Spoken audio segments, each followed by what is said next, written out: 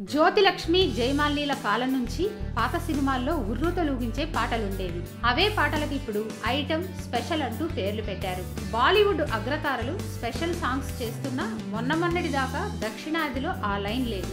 అక్కడ చేయడం లేదా అని సమర్థించుకుంటూ ఇక్కడ ఆరంభించారు.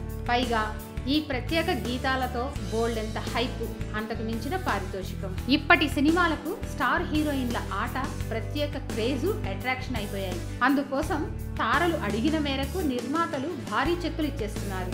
లేటెస్ట్ గా జాగ్వార్ లో చేసిన ఐటమ్ కు దాదాపు 75 లక్షల రూపాయల పారితోషికాన్ని తమన్నా అందుకున్నది. ఆగడు ఐటమ్ కు శృతి హాసన్ కు లభించిన పారితోషికం అక్షరాల 40 లక్షల రూపాయలు. జనతా గ్యారేజ్ పాటకు కాజల్ అగర్వాల్ 63 లక్షల రూపాయల చెక్ అందుకున్నది.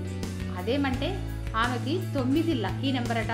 అదే రెగ్యులర్ ఐటమ్ గర్ల్స్ అయిన హంసనందిని, ముమైత్ ఖాన్ లాంటి వారైతే 20 నుంచి 30 లక్షల్లో సరిపెట్టుకుంటారు. ఇప్పుడు అంజలి కూడా ఐటమ్లకు బాగానే డిమాండ్ చేస్తోంది. సరైనోడు ఐటమ్ సాంగ్ కు ఈమెకు 45 లక్షల రూపాయలు ముట్టాయట. రాయ్ లక్ష్మి చిందుకు పారితోషికానికి వన్నెలెక్కువే.